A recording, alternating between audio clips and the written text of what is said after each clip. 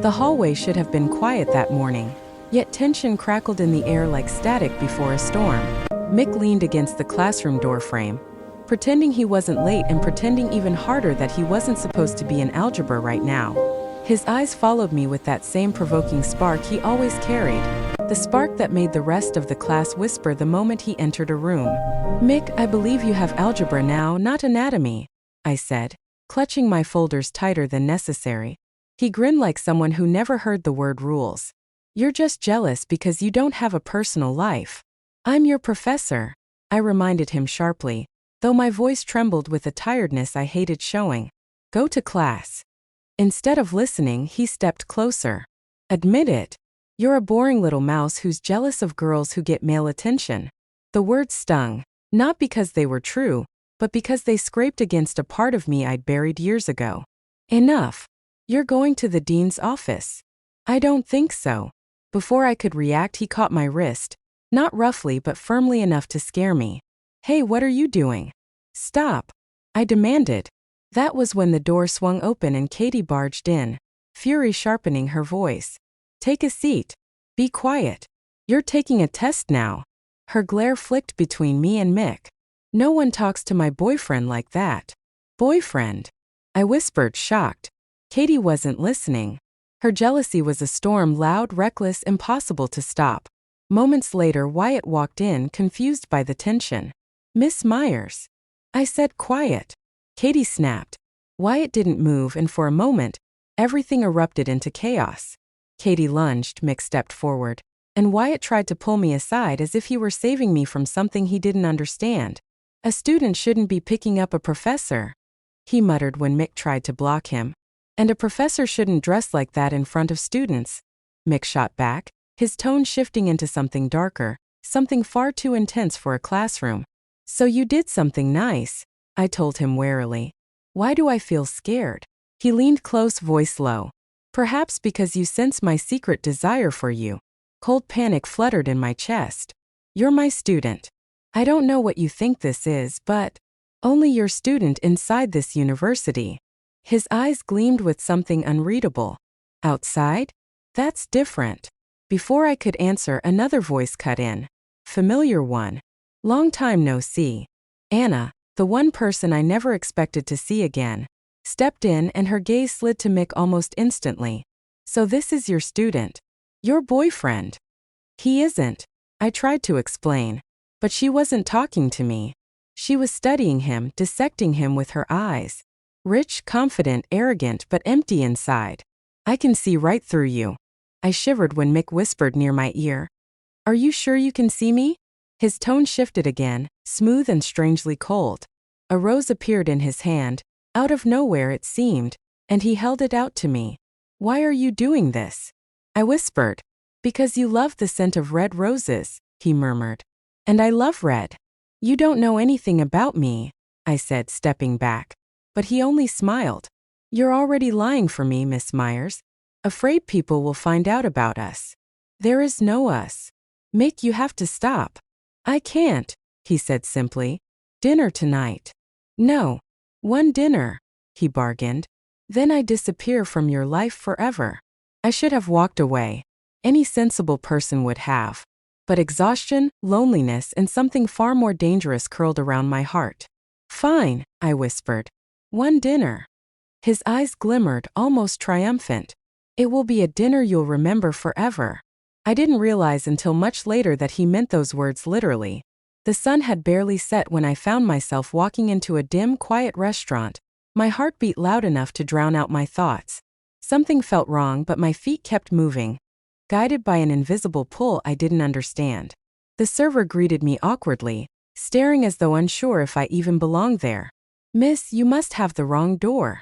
"She's with me," Mick said from behind, appearing soundlessly, too soundlessly. I swallowed hard. His presence felt colder than before, colder than the night breeze slipping through the door. Inside, a bottle of red wine waited on the table. The room seemed to darken around us as if everything narrowed to a single point, him. I didn't know then that he wasn't only inviting me to dinner. He was inviting me into the beginning of something dangerous, something ancient, something that would unravel everything I thought I knew about my life. And I didn't know. I was the dinner. When the candlelight flickered across Mick's face, something inside me tightened, a warning I refused to hear. He looked calm, too calm for someone who had dragged his professor into a half-lit restaurant with wine waiting like a silent witness. A strange heaviness pressed against my chest, a feeling that told me I should not be here. And yet I sat down, as though my body no longer belonged to me.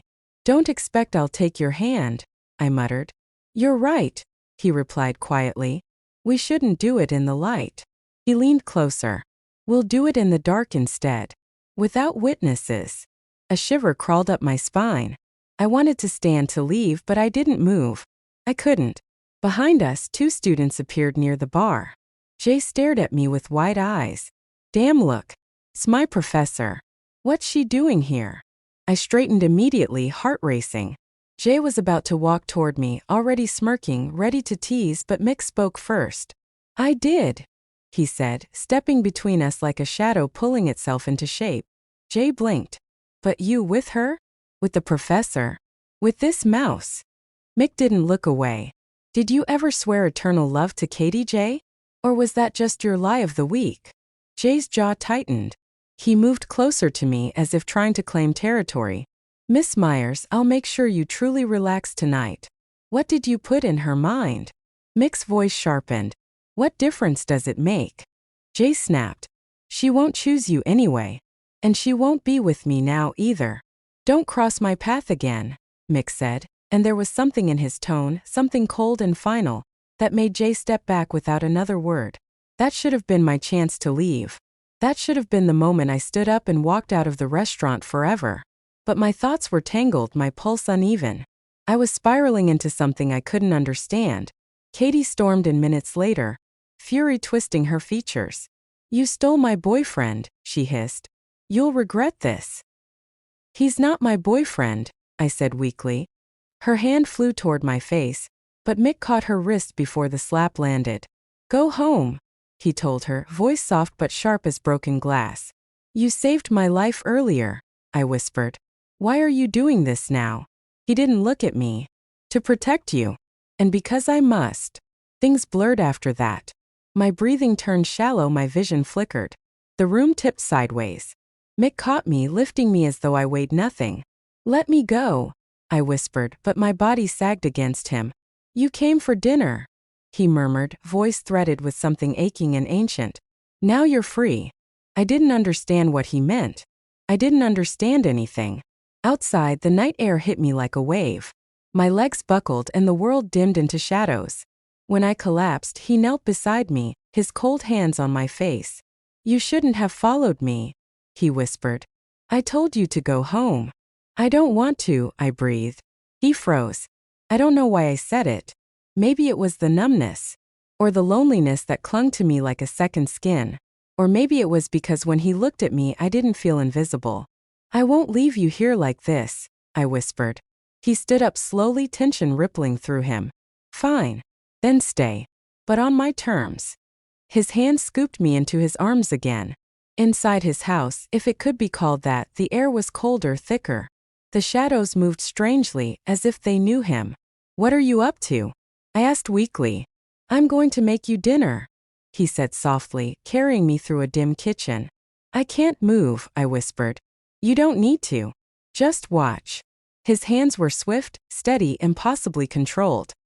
He moved like a man who'd repeated this ritual for years, centuries even. He cooked slowly, not rushing a single moment, as if time belonged to him alone. "You're cold as ice," I whispered. "And I'm afraid," he said, pausing, "that I can't be melted." My headache pulsed sharper, but then suddenly it vanished. The pain dissolved like smoke, leaving behind only shock. "How did you?" "You don't need to know." He placed the dish in front of me. "Eat. Then rest." Fatigue clawed at me until I could barely breathe. When he lifted me again, carrying me to the door, I knew something inside him had shifted. He was no longer taunting, no longer teasing. He was grieving. "Spit it out," he murmured. "Don't make me read your thoughts." My throat closed. "I wish I had met you years ago, when I was younger." His eyes softened, not warm but ancient. What makes you think I need someone younger? Because being with you reminds me of a life I missed. He exhaled slowly. Then go live your beautiful life. A life someone like you deserves. Someone like me shouldn't keep you.